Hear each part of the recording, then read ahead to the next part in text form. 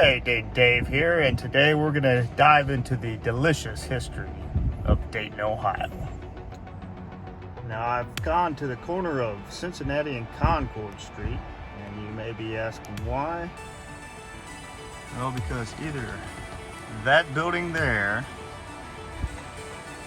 that empty lot there, or this building here is the birthplace of the delicious snack known as Cheez-Its.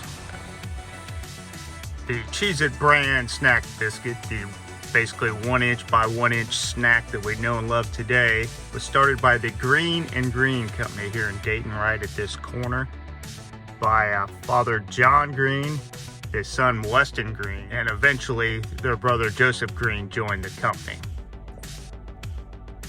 Now, the Green Green Company before that made most of the money during World War I, making the delicious sounding hardtack.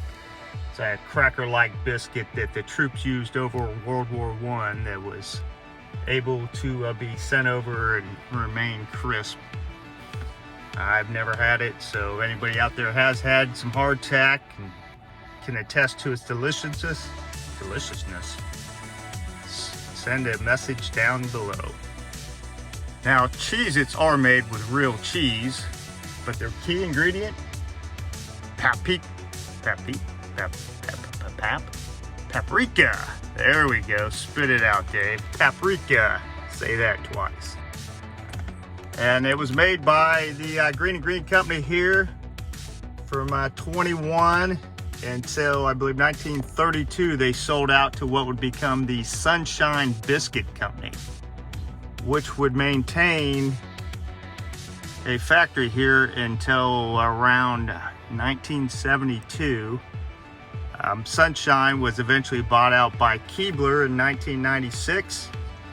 And then in early 2002, the Kellogg Company bought out Keebler. All through it all, Cheez-Its have stayed square. I've continued on the Cheez-It Road, and I'm looking for the graves of the Greene family, and I think I've found it here in Woodland Cemetery in the hills of Dayton, Ohio, and I have some evidence that makes me think I'm on the right track. All signs seem to be pointing this way. Now, as I make my way up to the Greene gravesite, I'm just wondering, what made them call it Cheez-Its instead of Paprika-Its?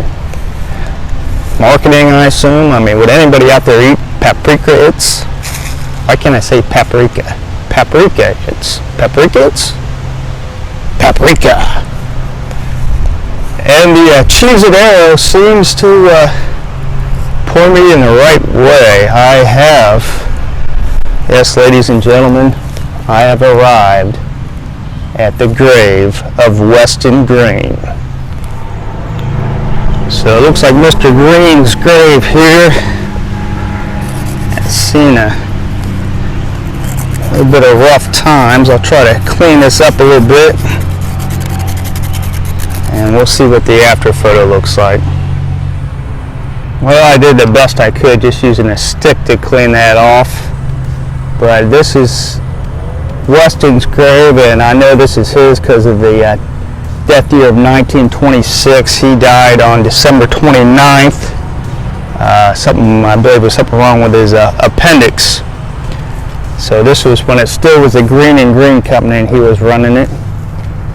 I'll leave a little tribute for him here. Next to him, I believe this is his father who he started the company with, John Greene. There's no birth year on it, but I'm pretty sure that John's middle name was Weston. So we'll leave him a tribute. And up the hill here a little bit in the family plot,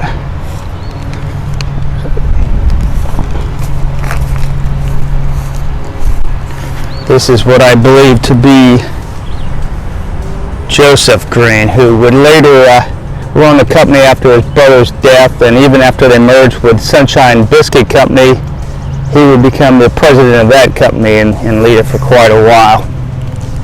There you go, Joseph. Enjoy one of your favorite pepper chee-its. I'm going to sit here for a second next to Weston's grave here and enjoy a couple of his treats that he provided for the world here. I try to open this as I'm filming. It's brilliant quality footage here.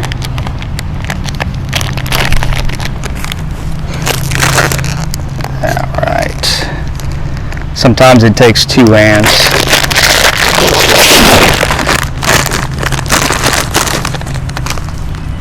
Here's to you, Weston, John, and Joseph for the Cheez-It.